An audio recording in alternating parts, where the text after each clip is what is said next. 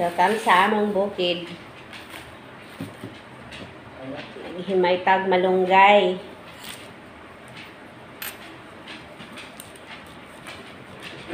Tag 5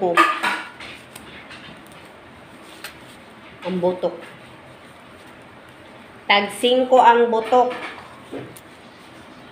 5 ka bugway. Tag piso ang bugway. Ang usa ka bugway udlot, perte ka gamay. May pasasiki na ako'y malunggay. Diri sa una daghan og malunggay. Ngayon napiktado na siya. Di na makatubo og maayo kay may bubong na, may bungbong na, naripot na ang igbaw.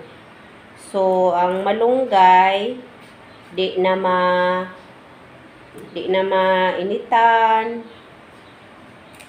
di na nadidiligan naman siya. Basta di na mainitan. Hindi na, wala na siyang malalanghap na maraming hangin. Kay meron ng bubong, meron ng bungbong. Nang ano na lang, wala man siya namatay, pero iyang dahon, perte na kagagumay. So, palit na lang ko sa palengke. Kay mag-utan ko lauoy. May malunggay bang lauoy, boy?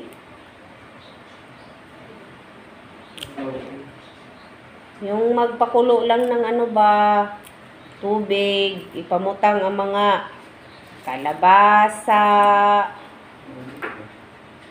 sitaw, okra.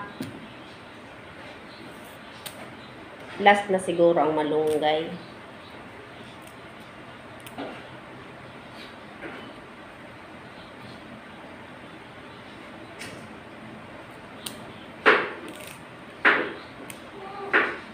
Muni ang among kinabuhi sa bukid, mingaw kaayo. Mingaw man pod mi dito sa city, pero paggawas po sa highway, daghan po kaayo sakyanan. Diri kay layo man highway. So, pertigon bukira diri sa among ibalhinan. Ayo si Digong, bagong gupit. Sige lang siyang tulog.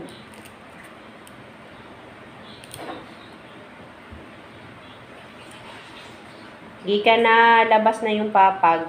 Naana siya din ha, pero matulog. Di na matulog sa sahig.